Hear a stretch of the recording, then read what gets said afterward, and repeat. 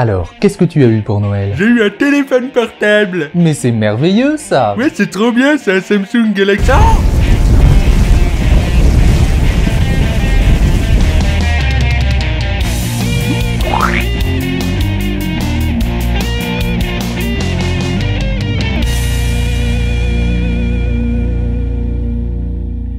Vous avez peut-être entendu parler de ces affaires de téléphone ou d'ordinateur qui entrent en combustion spontanée, inquiétant. Mais que sait-on réellement sur les batteries qui équipent nos téléphones ou nos ordinateurs? Je sais pas, moi, faut les recharger. Ah si, faut toujours attendre qu'elles soient complètement déchargées avant de les recharger. Perdu! Ça, c'était les anciennes générations de batteries au nickel, qu'on avait dans les années 80, et là on est passé au lithium-ion. Avant, avec les batteries au nickel, il y avait ce qu'on appelle un effet mémoire. Quand on rechargeait nos batteries nickel avant qu'elles soient totalement à plat, elles avaient tendance à oublier une partie de leur capacité. En gros, si tu la rechargeais à chaque fois qu'il lui restait la moitié de sa capacité, au final, elle oubliait totalement l'autre moitié que tu utilisais jamais. Un peu comme si elle avait la mémoire que tu l'utilisais toujours à moitié, cette grosse feignasse. Mais avec le lithium-ion qu'on a aujourd'hui partout dans toutes nos batteries, c'est tout le contraire. Déjà, il y a presque plus du tout d'effet mémoire, et en plus, c'est mieux aujourd'hui de faire plein de petites recharges plutôt qu'une grosse recharge alors que la batterie est quasiment à plat. Parce qu'avec le lithium-ion, il faut éviter que la batterie se décharge trop. Oh, moi, mon portable, de toute façon, je m'en sers qu'une fois l'an, alors ça risque pas de se décharger. Cruelle erreur.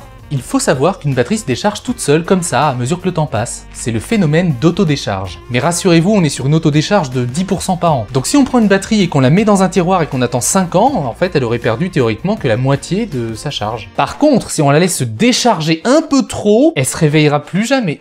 Comment? Ça suce tout seul cette saloperie, bientôt il leur faudra une date de péremption comme sur les yaourts.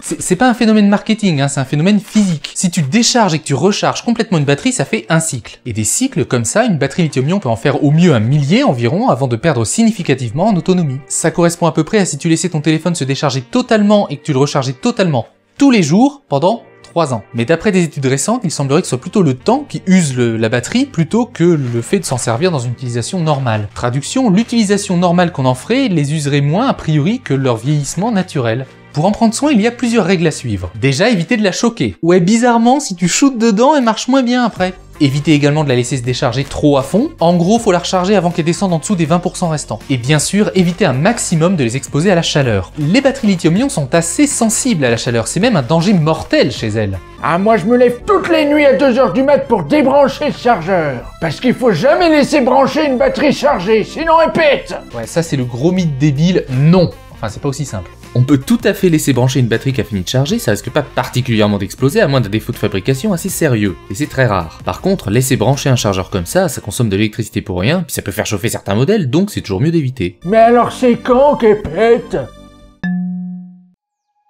Pour qu'une batterie lithium-ion prenne feu ou explose, il faut d'une manière générale qu'il y ait emballement thermique. Dans la batterie, il y a un liquide chimique très toxique qu'on appelle l'électrolyte. Et si jamais il chauffe trop, c'est comme un gamer qui perdrait son compte Fortnite, tu peux rien faire, il va continuer à s'auto-chauffer tout seul jusqu'à tout cramer. Plus précisément, si la température grimpe jusqu'à 100 degrés, même une fraction de seconde, ça suffit. Ça va générer à l'intérieur de la batterie des réactions chimiques en chaîne qui vont elles-mêmes générer de la chaleur, alimentant ainsi leur propre destruction. C'est un petit peu comme si t'étais dans le désert et que t'avais de l'eau qui donne soif. Et au bout d'un moment, forcément, la chaleur elle finit par sortir et ça crame, ça brûle, ça fait des grandes flammes, tout ça. Il y a plusieurs choses qui peuvent amener à cet effet d'emballement thermique: exposer la batterie à trop de chaleur, la frapper très fort et la charger trop aussi. Et oui, parce que si tu la charges trop, au bout d'un moment ça fait un court-circuit, et un court-circuit même rapidement ça fait de la chaleur. Et la chaleur fait de la chaleur, et la chaleur fait de la chaleur, et ça c'est pas très bien ça.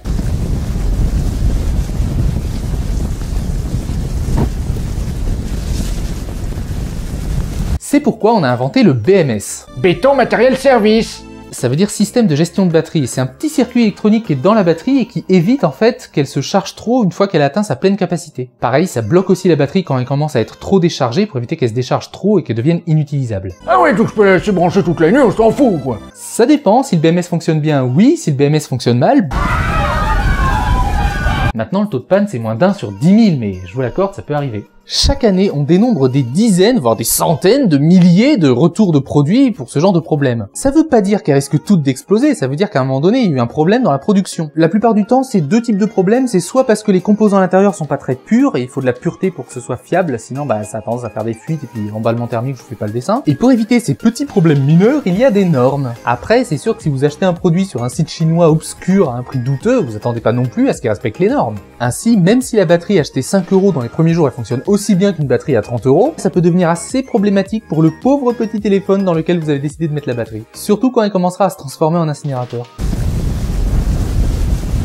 soit tout simplement parce que le BMS a un problème. Le BMS, c'est un circuit électronique, et comme tous les circuits électroniques, il y en a de composition, de fonctionnement et de qualité différentes, et puis ça peut tomber en panne. Mais ce qu'il faut bien comprendre, c'est que en soi, ces problèmes ne sont pas inhérents à la technologie lithium-ion elle-même, mais plutôt à la manière dont c'est produit. C'est pourquoi il vaut mieux acheter des batteries plus chères, mais qui sont souvent mieux contrôlées avant et après la production, grâce au retour de produits. Non, parce que les petites usines chinoises qui te font les batteries à 5$, je les ai jamais vues faire un rappel de produit mondial le jour où ils se sont dit « Ah tiens, ça risque de péter parce que dans la production, on a foutu un peu de merde au milieu. » Là, ça va, c'est rigolo parce qu'on parle de petits téléphones, hein, et que ça risque de cramer, mais c'est pas non plus... Enfin, bon, c'est vrai que c'est pas génial si t'es en train de téléphoner, mais c'est quand même assez limité. Maintenant, avec les voitures électriques, imaginez ce que ça peut donner un emballement thermique dans une voiture où la batterie est genre des milliers de fois plus grosse. Roger, j'ai acheté une voiture électrique et maintenant c'est vachement plus propre pour l'environnement. En plus, j'ai fait des économies avec les batteries sur wish.com. Toutefois, sachez qu'il y a de la recherche pour sécuriser de plus en plus les batteries lithium-ion, heureusement. Ah, ils ont trouvé un moyen pour que ça crame pas les têtes d'ampoule, là? Ah non, en fait, ils travaillent sur une espèce d'extincteur chimique intégré. C'est comme si la batterie intégrait son propre système de pompier en elle-même, tu vois, le jour où ça crame. C'est déjà un progrès.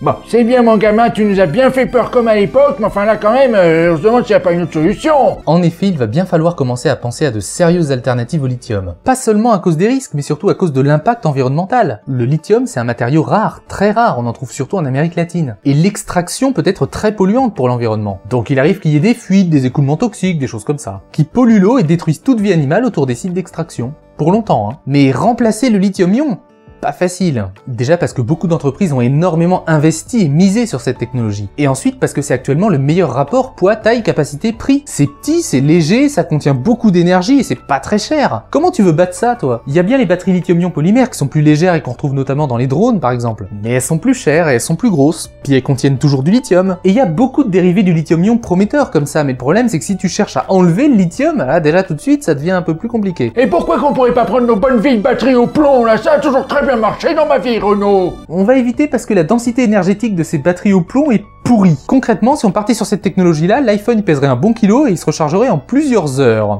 Après, il pourrait toujours vendre ça comme un design, hein, je suis sûr que ça marcherait quand même.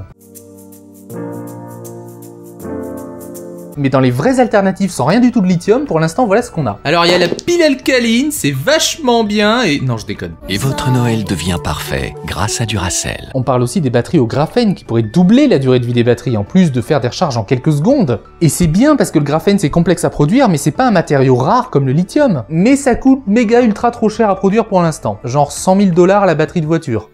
Donc c'est pas pour tout de suite. Il y a aussi les batteries Redox Vanadium qui sont encore trop volumineuses, mais c'est à surveiller parce qu'une récente expérience a réussi à les rendre encore plus denses énergétiquement que le lithium-ion. Et enfin, le concurrent le plus sérieux, les batteries solides. Avec une capacité nettement supérieure, plus rapide à charger et sans aucun risque d'emballement thermique, des constructeurs comme Toyota et Volkswagen ont décidé de l'équiper leur voiture de ça d'ici 7 ans. Imaginez un peu, peut-être que dans 10 ans, toutes les contraintes actuelles des batteries ne seront plus qu'un lointain souvenir, un peu comme les problèmes d'enregistrement sur les VHS. Cela étant dit, en attendant de trouver de prochaines alternatives, on trouve actuellement quelques utilisations un peu insolites de la technologie lithium-ion actuelle. Par exemple, des étudiants de l'université Rice au Texas ont réussi à concevoir une peinture lithium-ion qui fait comme une batterie mais sous forme de peinture. Genre tu peins et ça stocke de l'énergie à partir de panneaux solaires. Imagine une maison où c'est le crépi extérieur qui emmagasine l'énergie la journée pour la restituer la nuit, pour alimenter la télé, le frigo, des choses comme ça. Et puis soyons réalistes, on n'est pas prêt d'arrêter totalement le lithium-ion parce que son marché est quand même passé de 11 à 33 milliards d'euros en 6 ans. Autant vous dire que les entreprises investissent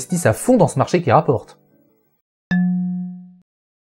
En conclusion, pour bien prendre soin de ces batteries et éviter qu'elles explosent, on peut éviter de shooter dedans, éviter de les faire chauffer, éviter de laisser la charge descendre en dessous des 20%, même si ça a jamais risqué de la faire exploser, éviter d'acheter des sous-marques obscures, et si possible, surveiller les infos des fois qu'il y a un rappel de produit sur la gamme que vous avez acheté. Au passage, quand vous venez juste d'acheter un appareil, ça sert plus à rien de vouloir charger à fond directement la batterie, la décharger ou je sais pas quoi, c'est déjà chargé et puis c'est très bien. C'est plus du nickel, on est passé au lithium-ion il y a quand même 20 ans bientôt. Ah, et une petite précision pour les gros puristes, on devrait pas toujours dire batterie en fait. On dit accumulateur lithium-ion. Ça, c'est un accumulateur. Et ça, c'est un ensemble d'accumulateurs groupés pour faire donc une batterie d'accumulateurs et avoir plus d'énergie. Parce que dans une batterie d'accumulateurs, donc, il y a des accumulateurs, enfin des cellules, quoi. Du coup, si jamais vous achetez une batterie, c'est mieux quand il y a plus de cellules. Une batterie à 6 cellules aura logiquement 2 fois plus d'autonomie ou de puissance qu'une batterie à 3 cellules. Enfin, concernant les fabricants qui peuvent parfois laisser passer des défectuosités dans leur batterie, qui peuvent blesser des enfants, tout ça pour limiter des coûts de production, jetons-leur des tomates pourries! Voilà, et si jamais vous tombez sur une promo avec des batteries d'iPhone à 2 $,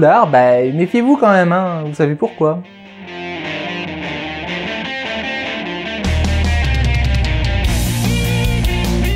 L'émission vit grâce à votre soutien. Vous pouvez la soutenir sans même verser un centime en visionnant des publicités via Utip ou bien directement en faisant un don via notre page Tipeee. Plus d'infos dans la description. Et bien sûr, si vous aimez, n'hésitez pas à la partager. Si toi aussi t'as des batteries qui font des trucs bizarres, raconte-nous ça en commentaire, on va faire un concours.